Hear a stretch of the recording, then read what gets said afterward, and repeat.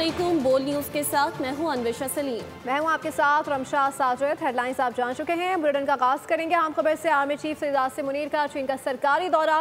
Beijing में senior चीनी सियासी और अस्करी क़यादत से मुलाकातें। ISPR के मुताबिक आर्मी चीफ ने चीन के नायब सदर हांग जेंग और वज़ीर ख़ारजा वांग यी से मुलाकातें की हैं। इलाकाई और आलमी सियासी मंजरनामे की तब्दीली, CPEC के तहत राब्ता कारी के इक़दाम पर गौर किया गया। पाक चीन क़यादत ने दो तरफ़ा ताल्लुकात की गहराई पर इत्मीनान का इजहार, खुद मुख्तारी पर मबनी बराबरी, कसीरुल तरफ़ा ताउन और तवीलुल मुद्दती इलाकाई इस्तेहकाम के अज़म का इआदा किया।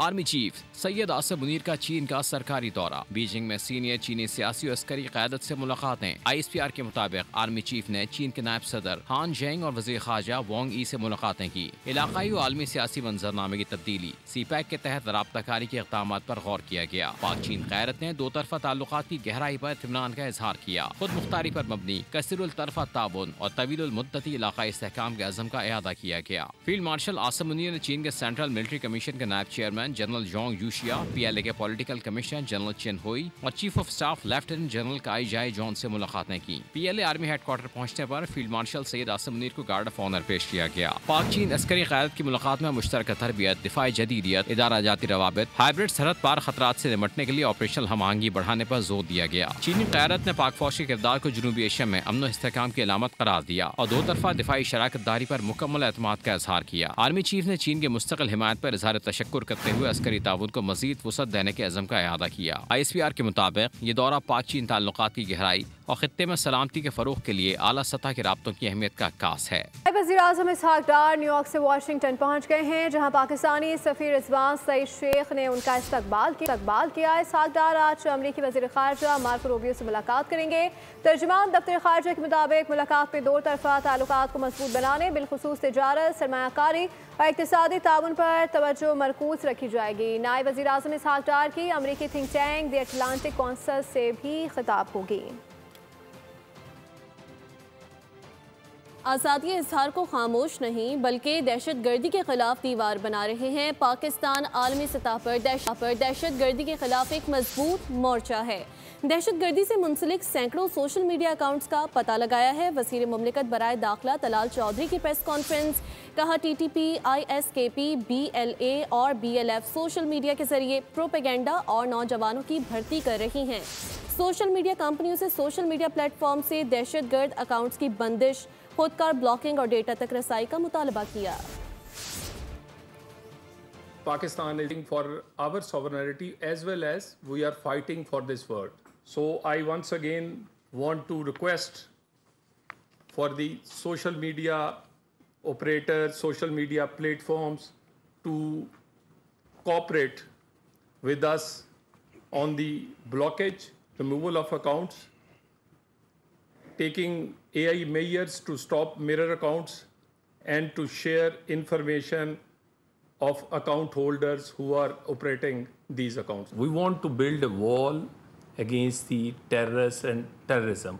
So we need cooperation, and these, our requests, reports are all according to the laws, community guidelines, which are applicable in US, Europe and other countries. There is the numbers I have given you, they all belongs to these terrorist groups and organizations which are sanctioned by UN, US, UK, and there is no political parties account or political workers account. These are accounts of jet black terrorist organizations. निज़ाम इंसाफ चाहता हूँ जहाँ आम आदमी बेधड़क अदालत जाए, मामला high court या सुप्रीम कोर्ट तक ना पहुँचे। चीफ जस्टिस याह्या अफरीदी का इस्लामाबाद में तकरीब से खिताब, कौमी जुडिशल पॉलिसी पर रोशनी डाली। कहा कि मुल्क भर में जुडिशल निज़ाम की बेहतरी के लिए दौरे किए, मॉडल क्रिमिनल कोर्ट्स के क़याम पर काम कर रहे हैं। जस्टिस याह्या अफरीदी ने कहा कि AI को निज़ाम इंसाफ से मुंसलिक करना हमारी तरजीह है, इससे जुडिशल सिस्टम शफाफ बनाया जा सकता है। My dream to see an aggrieved citizen across our beautiful country to confidently walk into the court of a magistrate or a civil court and not be burdened to go to the High Court or to the Supreme Court to seek redressal of his grievances. The adoption of AI must not be blind or uncritical, as it raises complex ethical and legal concerns that demand careful consideration. To this end, the National Judicial Automation Committee, a committee comprising of justices of the High Courts and headed by my illustrious brother, Justice Muhammad Ali Mazhar, have been requested to prepare and recommend an ethical framework for the use of AI in the judiciary. Social media पर FBI अफसर के viral clip पर senator Faisal Vawda भी बोल उठे। कहते हैं कि हैरान हूं, अब तक अफसर के खिलाफ कोई कार्रवाई नहीं की गई। ट्रैफिक पुलिस एहलकार से FBI अफसर की बदतमीजी, क्लिप वायरल हुआ तो सेनेटर फैसल वावडा एक्शन में आ गए। पुलिस एहलकार के साथ कंधा मिलाकर खड़े हुए और सवाल पूछा, सरकारी अफसर का आवाम से जानवरों जैसा सलूक क्यों? इस तरह का रवैया बर्दाश्त नहीं किया जाएगा। सीनियर सियासतदान ने FBI अफसर के खिलाफ फौरी कार्रवाई का मुतालबा करते हुए कहा, अफसर को नौकरी से फौरन बर्खास्त किया जाए। साथ ही खबरदार भी कर दिया, अगर कार्रवाई न हुई तो सेनेट फाइनेंस कमेटी में मामला उठाऊंगा, फिर कोई गिला ना करे। सेहत के शोबे की बेहतरी के लिए अमले इकदाम कर रहे हैं, बातें नहीं सिर्फ काम करने पर यकीन रखते हैं। सिंध हुकूमत के अस्पतालों में जो सहूलियात हैं किसी दूसरे सूबे के अस्पतालों में नहीं है। वज़ीर आला सिंध मुराद अली शाह का जामशोरों में जापान की ताउन से अस्पताल की इफ्तिताही तकरीब से खिताब। कहा, यह अस्पताल सिंध जापान दोस्ती का मज़हर है। सिंध में बच्चों के अस्पतालों का नेटवर्क सहूलियात के लिहाज से तमाम प्राइवेट अस्पतालों से बेहतर है। Here, the work that the government of Sindh has done in the health sector and we're very proud of it. मैं बहुत शुक्रगुजार हूँ जापानीज गवर्नमेंट का, जापान के लोगों का, कि उन्होंने हमें इतना खूबसूरत ये तोहफा दिया है। Sindh institute of child health and neonatology यानी बच्चों के लिए सिंध हुकूमत का नेटवर्क बनाने के लिए हमने एक कानून पास किया। हमारा जो SICHN यानी जो बच्चों के अस्पतालों का नेटवर्क है सिंध हुकूमत का, सिंध के अंदर सारे प्राइवेट अस्पताल मिला लें, मैं बड़े बड़े अस्पतालों की बात कर रहा हूँ, इन सबको मिला लें, आधी जितनी फैसिलिटीज भी उनके पास नहीं है और किसी और सूबे में भी नहीं है। तैयारी में बड़ा अफसोसनाक सानहा हुआ, DG को हटाया, 11 अफसरान के खिलाफ मुकदमात दर्ज हुए। वजीर बल्दियात सिंध सैयद गनी ने कहा कि इमारत गिरी तो लोगों के पास शनाख्ती कार्ड नहीं थे, उनके शनाख्ती कार्ड खुसूसी तौर पर बनवाए गए हैं। हर फैमिली को 3 माह तक 30,000 रुपये दिए जा रहे हैं। सिंध में 87 इमारतें खाली करवाई गईं। कराची की 66 इमारतें गिराई गईं, जिनसे 64 जिला जनूबी में हैं। हम बिल्डिंग गिराते हैं, बिल्डर और मालिक के वारे न्यारे होते हैं। इमारत गिरी, हुकूमत पर तनकीद हुई, जायज़ तनकीद हुई। 27 लोगों की जान गई है, तो ये कहीं ना कहीं से घूम के जिम्मेदारी मुझ पे आ जाती है। मैंने ये कहा कि जो फहरिस्त हमें दी गई 740 इमारतों की, जब उस पर लोगों का एतराज़ आया कि इसमें वो इमारतें शामिल हैं जो मखदूश नहीं हैं, लोगों की जानें बचाना हमारी पहली तरजीह होनी चाहिए। लेकिन ये ज़्यादा बेहतर है कि खुदा न खास्ता उनके जनाजे हम निकालें, उनकी फैमिली को जिंदा निकाल के बाहर बिठाते और हम कहते हैं कि पहले घर को चेक करो। ये भी मुमकिन नहीं है कि आप ये तवक्को करें कि ये 400-500 फैमिलियां जो रोज़ाना निकल रही हैं किसी न किसी बिल्डिंग से, हमने घर बना के खड़े हुए और उनको निकाले और किसी घर में बिठा दें। हमारे पास नहीं है ये सहूलत। जो मुमकिना सहूलत हो सकती थी, जो मुमकिना सहूलत कि जैसे निकलें उनका डेटा लें, डेटे के बाद किराया दें, लाओ किराए पर घर में जाके बैठ जाओ कहीं फिलहाल। असम्बली का इजलास, महकमा पुलिस में भर्ती के मामले पर एहतजाज पर तवज्जो दिलाओ नोटिस। वज़ीर आला सिंध ज़िया लंजार ने वजाहत कर दी, कहा कि भर्तियों का इश्तिहार निगरान हुकूमत ने दिया, हमारी हुकूमत आई तो IBA के जरिए टेस्ट करवाया गया। 50,000 बच्चे टेस्ट में पास हुए, फिजिकल टेस्ट और इंटरव्यू हुए जिसमें 40,000 बच्चे पास हुए। वज़ीर आज़म का कहना है कि डॉक्टर आफिया सिद्दीकी के मामले में किसी तौर गाफिल नहीं। पेशरफ्त के लिए वज़ीर कानून की सरबराही में कमेटी तश्कील दे दी है। इन ख्यालात का इजहार उन्होंने आफिया सिद्दीकी की बहन डॉक्टर फौजिया सिद्दीकी से मुलाकात में किया। वज़ीर आज़म ने हुकूमत की जानिब से हर मुमकिना कानूनी और सिफारती मदद फराहम करने की यकीन दहानी करवा दी। फ़ज़ाइया का गिलगित बल्तिस्तान में रेस्क्यू मिशन कामयाबी से मुकम्मल हो गया। गिलगित बल्तिस्तान में शदीद मौसमी हालात के बायस सयाहों और मकामी अफराद की बड़ी तादाद मुश्किल हालात से दो चार है।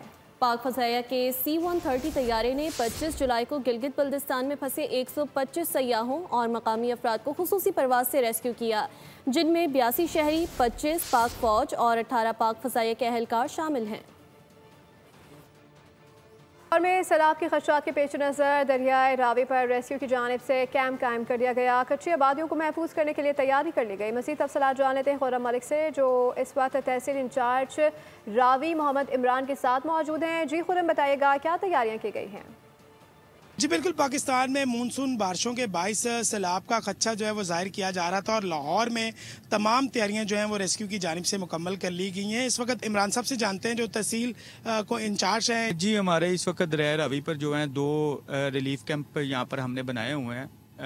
एक तो हमारा जो है वो परमानेंट यहाँ पर पूरा साल ही यहाँ पर रहता है। उसके अलावा जो आर्जी तौर पर हम जब ये रूटीन का पानी आता है तो तब हम एक और कैंप एस्टेब्लिश कर लेते हैं बारादरी के पास। जी, ये अप्स एंड डाउन्स होते रहते हैं क्योंकि डेली बेसिस पे कभी ये 11,000-12,000 रुपये भी चला जाता है और कभी ये फिर दोबारा 8-9,000 रुपये भी आ जाता है। इस तरह तमाम तैयारियाँ लाहौर में जो है बिलखसूस रेस्क्यू के जो अमला है उनकी मुकम्मल है और इसी तरह सिविल डिफेंस और दीगर जो डिपार्टमेंट हैं वो यहाँ पर मुतहरिक दिखाई दे रहे हैं। जी, कराची में सिंध हुकूमत ने 25 टाउन्स में जारी पार्किंग फीस मुकम्मल ख़त्म करने का नोटिफिकेशन जारी कर दिया है, लेकिन शहर के मरकजी इलाके सदर में पार्किंग फ़ीस वसूल की जा रही है। KMC सिटी वार्डन की टीम भी पार्किंग फ़ीस वसूल करने वालों की निशानदही करने में सदर पहुंच गई है। इस हवाले से रिपोर्ट कर रहे हैं मोहम्मद काशान, जिन्होंने शहरी और सिटी वार्डन हुकाम से बात की है। जी काशान, आगाह कीजिएगा।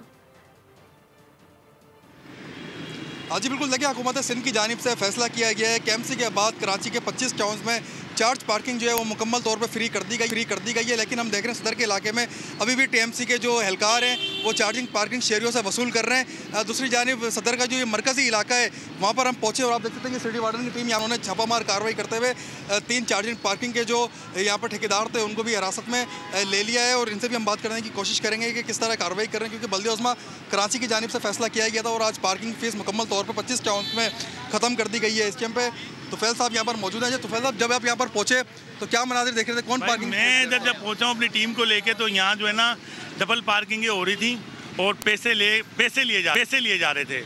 हमको देख के काफ़ी जो है ना जो इनके पार्किंग के लोग तो भाग गए। सही है, तो अभी जो इंशाल्लाह हम लगे हुए अपने काम में लगे हुए, अभी कोई नजर आता है तो हम अपने इस पे मुद्दे पे उनकी FIR कटवाएंगे। अभी किसी की निशानदेही हुई है? किसी भाग गए, कोई भी खड़ा हुआ नहीं था इधर जब हम पहुँचे। जी बिल्कुल, आपने कहा कि ये बता रहे हैं कि जिस कैंप पे सिटी वार्डन की टीम यहाँ पर पहुंची है तो यहाँ पर जो पार्किंग वसूल कर रहे थे वो यहाँ से फरार हो गए हैं, जबकि बल्दिया उस्मा कराची और मेयर कराची की जानिब से भी कहा गया है जो शहरियों से पार्किंग फीस अब वसूल करेगा तो उसके खिलाफ कानूनी कार्रवाई भी की जाएगी। शहरी मेरा मौजूद से बात करेंगे। आप यहाँ बाइक खड़ी करते थे, कितनी पार्किंग फीस ली जा रही थी? 50 रुपये पार्किंग दी जा रही है। 50 रुपये पार्किंग में वसूल कर रहे थे, अभी 50 रुपये यकीनन होंगे। पूरी कराची में वसूल करते हैं, हम लोग मना करते हैं, बोलते हैं नहीं खत्म हुई पार्किंग।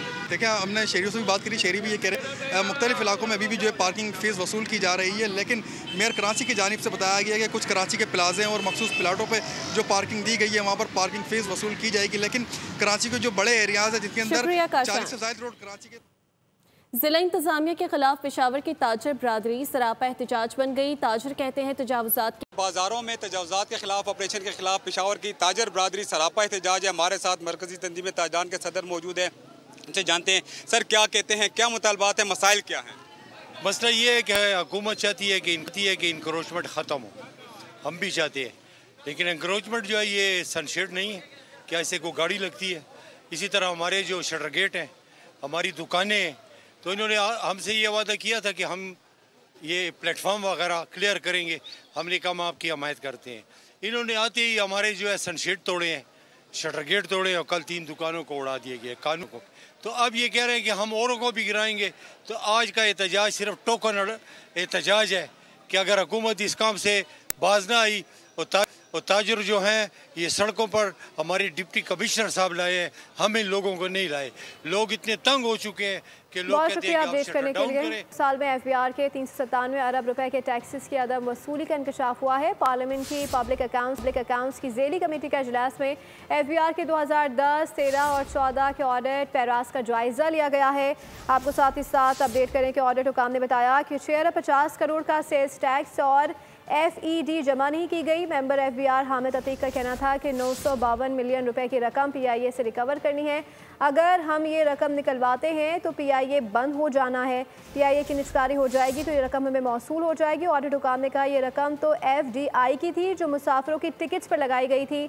हामिद अतीक ने बताया कि इन कंपनियों ने कहा था कि वो ये रकम अदा नहीं करेंगे, ये रकम PIA की होल्डिंग कंपनी हमें अदा करेगी। सेनेट इजलास में बेनज़ीर नशोनुमा प्रोग्राम में खुराक के पैकेट का ठेका मनपसंद अफराद को देने का इल्ज़ाम। सेनेटर अरूशा रहमान ने कहा कि इस्माइल इंडस्ट्रीज़ का नाम लिया जा रहा है, पूरे पाकिस्तान में सिर्फ वही साशे पैक बना सकती हैं। वज़ीर पार्लिमानी उमूर तारिक फजल चौधरी बोले, पूरे पाकिस्तान में इस्माइल इंडस्ट्री शॉर्टलिस्ट की गई जिसके मालिक मिफ्ता इस्माइल हैं।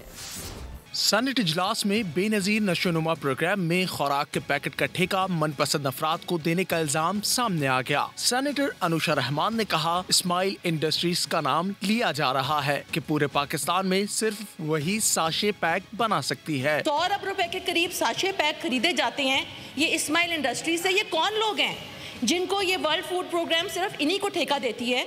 और ये इनकी तफसील बता दें कि ये कौन लोग हैं, और मुझे ये बता दें कि अगर ऑडिट होने का कोई मैकेनिज्म BISP में मौजूद है कि नहीं है। वजीर पार्लिमानी उमूर तारिक फजल चौधरी बोले, इस प्रोग्राम की लागत 2 अरब से बढ़ाकर 21.5 अरब रुपए कर दी गई। पूरे पाकिस्तान में इस्माइल इंडस्ट्री शॉर्ट लिस्ट की गई जिसके मालिक मिफ्ता इस्माइल है। पूरे पाकिस्तान में सर उन्होंने जो इंडस्ट्री शॉर्टलिस्ट की वो इस्माइल इंडस्ट्रीज लिमिटेड हैं, जिसके जो ओनर हैं वो मिफ्ता इस्माइल साहब हैं। अगर ये लीगल नहीं थी मिनिस्टर साहब तो उस पर कोई कार्रवाई हुई है इस वक्त? सर अभी तक इस पर कोई कार्रवाई नहीं हुई है। तारिक फजल ने कहा, ये बात दुरुस्त है कि पेपरा रूल्स के तहत प्रोक्योरमेंट नहीं की गई। सिंध हाई कोर्ट ने शहर कायद में गैर एलानिया लोड शेडिंग पर के इलेक्ट्रिक और नेपरा पर शदीद बरहमी का एहसास किया है। अदालत का कहना है कि कराची में ज़रा सी बारिश में घंटों बिजली बंद हो जाती है। अदालत ने नेपरा को शहर के सर्वे का हुक्म देते हुए 12 अगस्त तक पेशरफ रिपोर्ट तलब कर दी। कराची में बिजली नहीं अंधेर नगरी है, बारिश हो तो समझे बिजली छुट्टी पर चली गई। सिंध हाई कोर्ट ने के इलेक्ट्रिक और नेपरा को झंझोड़ डाला। सिंध हाई कोर्ट में जमात इस्लामी की जानिब से कराची में गैर एलानिया लोड शेडिंग के खिलाफ दरखास्त की समाअत। जस्टिस फैसल कमाल आलम ने सवाल किया कि 2025 में भी बारिश की बूंद पड़ते ही अंधेरा क्यों हो जाता है, ये कौन सी तरक्की है? के इलेक्ट्रिक से सवाल किया, प्राइवेटाइजेशन के बाद कौन सी तरक्की हुई, सिर्फ बिल बढ़ाया या बिजली भी दी? नेपरा ने रिवायती दिफा पेश किया, कहा के इलेक्ट्रिक को शोकॉज नोटिस भी दिए, 2 करोड़ रुपए का जुर्माना भी कर दिया। अदालत ने तंज किया कि इस जुर्माने से क्या लोड शेडिंग का मसला हल हो गया? शहर में 12 से 18 घंटे की लोड शेडिंग पर नेपरा क्या कर रहा है? वफाकी हुकूमत की क्या पॉलिसी है? जस्टिस हसन अकबर ने के इलेक्ट्रिक की पुरानी कहानी याद दिलाई। कहा 2020 में CEO ने कहा था कराची लोड शेडिंग फ्री है, अब 2025 में तो अंधेरा ही अंधेरा है। अदालत ने हुक्म दिया कि नेपरा अपनी टीम भेजे, पूरे शहर का सर्वे कराए। के इलेक्ट्रिक और नेपरा 12 अगस्त को 1 अगस्त तक जमात इस्लामी की नेपरा में जमा करवाई गई शिकायत का फैसला किया जाए।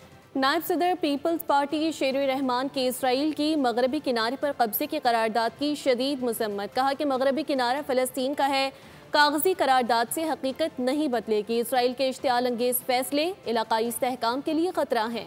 2 रियासती हल को सबूताज करने की इसराइली कोशिशों की पुरजोर मजम्मत करते हैं। फ़लस्तीनियों के हुकूक गस्ब करने का अमल किसी सूरत बर्दाश्त नहीं किया जा सकता। आलमी बरादरी इसराइल के गैर कानूनी कब्जे को फौरी रोकने के लिए किरदार अदा करे।